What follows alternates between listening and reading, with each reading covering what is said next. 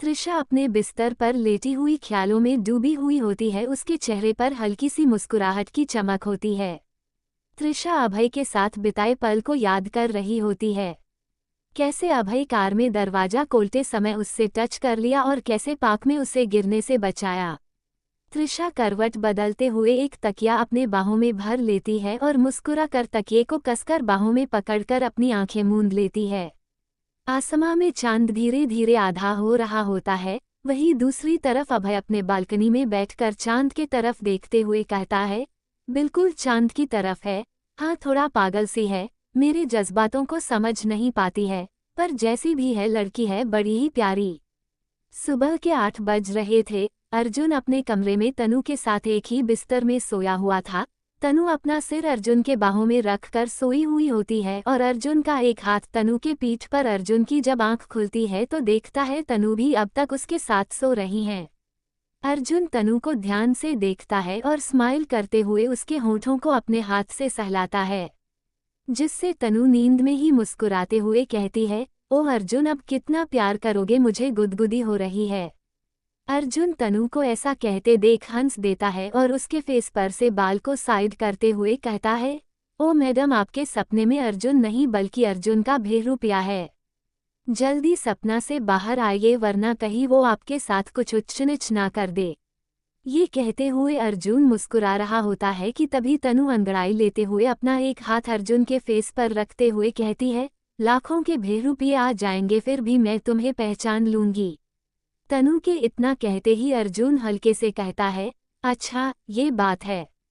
ये कहते हुए अर्जुन अपने होंठ उसके होंठ के करीब लेकर जाता है और देखते ही देखते तनु के होंठों को बेतहाशा चूमने लगता है। कुछ देर तक अर्जुन और तनु एक दूसरे को चूमते ही रहते हैं कि तभी तनु अर्जुन को पीछे के तरफ धक्का देते हुए कहती है, छी अब बस भी करो। अर्जुन सांस लेते हुए कहता है, ओह नहीं प्लीज अभी मुझे मत रोको, मेरा मन नहीं भरा अभी। इतना कहते ही अर्जुन तनु को सीने से कसकर लगाते हुए उसके पीठ को सहलाने लगता है। अर्जुन के ऐसा करते ही तनु की सिसकी निकलने लगी और वो लंबी लंबी गहरी सांस लेने लगी। वहीं दूसरी तरफ अभय रेडी होकर कार से त्रिशा के घर जा रहा होता है। अभय कार ड्राइव करते हुए त्रिशा को कॉल करता है, पर त्रिशा अभय का कॉल नहीं उठाती हैं। अभय वापस से कॉल करता है। दूसरी बार भी त्रिशा कॉल नहीं उठाती। अभय अपना फ़ोन रखते हुए कहता है, ये फ़ोन क्यों नहीं उठा रही, कहीं अब तक सो तो नहीं रही है ना। त्रिशा अपने रूम में अब तक सो रही थी। तभी बाहर से कोई दरवाज़ा बजाता है। दरवाज़ा की आवाज़ सुनकर त्रिशा की आंख खुल जाती है। वो उठकर बेड पर बैठते हुए कहती है, ओ मेरे सर बहुत भारी हो रहा है। त्रिशा का चेहरा देखकर और उसके चलने की चल से ऐसा लग रहा होता है कि उसका तबीयत कुछ ठीक नहीं है। जैसे तैसे वो उठकर दरवाज़ा खोलने जाती है। दरवाज़ा खोलते ही एक बुजुर्ग औरत उसे दुख का पैकेज देते हुए कहती है, ये लो बेटी तुम्हारा दूध। त्रिशा को दूध का पैकेज देकर वो वहाँ से चली जाती है। त्रिशा दरवाज़ा बंद करके दूध वही पास के टेबल पर रखकर वापस से बेड पर आकर लेट जाती है। तभी वो टाइम देखने के लिए फ़ोन को उठती है तो देखती है अभय का बहुत सारा मिस कॉल आया हुआ है। त्रिशा ये देखकर वापस से अभय को कॉल करती है, पर उसका तबीयत इतनी अच्छी नहीं थी वो अभय से अच्छे से बात कर पाए।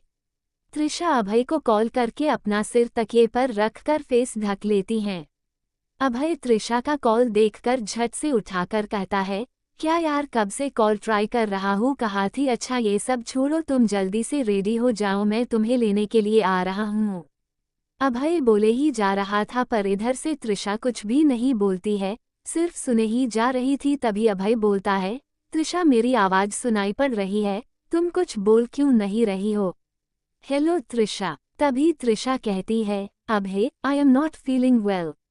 त्रिशा के इतना कहते ही अभय पूछता है, पर हुआ क्या है, तुम्हारी आवाज़ भी बदली बदली सी लग रही है। त्रिशा सिर पर हाथ रखकर हल्की दर्द भरी आवाज़ में कहती है, पता नहीं रात में सब सही था और जैसे ही उठी तो सिर में पूरे बॉडी में पेन हो रहा था और बॉडी गर्म भी है, मुझे कुछ ठीक नहीं लग रहा है। इतना सुनते ही अभय त्रिशा से कहता है, अच्छा तुम आराम करो, मैं बस पहुंचने ही वाला हूँ और हाँ कॉल कट मत करना, डोंट वॉरी, बस 5 मिनट और मैं बस रास्ते में ही हूँ। अभय कार की स्पीड और फास्ट कर देता है। थोड़ी दूर जाने के बाद एक मेडिकल शॉप से त्रिशा के हेल्थ कंडीशन के बारे में डॉक्टर को बताकर मेडिसिन लेता है और बिना देर किए ही वहां से जाने लगता है। त्रिशा अभी भी कॉल पर ही थी। अभय जाते हुए त्रिशा से बात करता है। त्रिशा, डोंट वॉरी, मैंने दावा ले ली है, बस अब थोड़ी देर और मैं पहुंचने ही वाला हूँ। नोट: मैं आशा करता हूँ कि ये कहानी आप सबको अच्छी लग रही होगी। इस कहानी के मुख्य कलाकार कौन है ये जानने के लिए हमारे रीडर्स बहुत उत्सुक हो रहे हैं। बहुत से पर्सनल मैसेज भी आ रहे हैं। तो मैं बस इतना ही कहूँगा कि आप कहानी के साथ बने रहिए, बहुत जल्द ही आप सबको इसका जवाब मिल जाएगा। और आप सब मेरे इस कहानी को इतना प्यार दे रहे हैं उसके लिए आप सबका धन्यवाद। Smiling face 1। आप सब मेरी कहानी को इतना प्यार दे रहे हैं उसके लिए आप सबका धन्यवाद। पर आज आप सबसे एक छोटी सी मदद चाहिए। मैं अपनी कहानी को किसी प्रोफेशनल AI के जरिए बनाना चाह रहा हूँ, जिसके लिए मुझे 900 रुपये की ज़रूरत है। कृपया आप छोटा सा अमाउंट देकर मेरी मदद करें। धन्यवाद।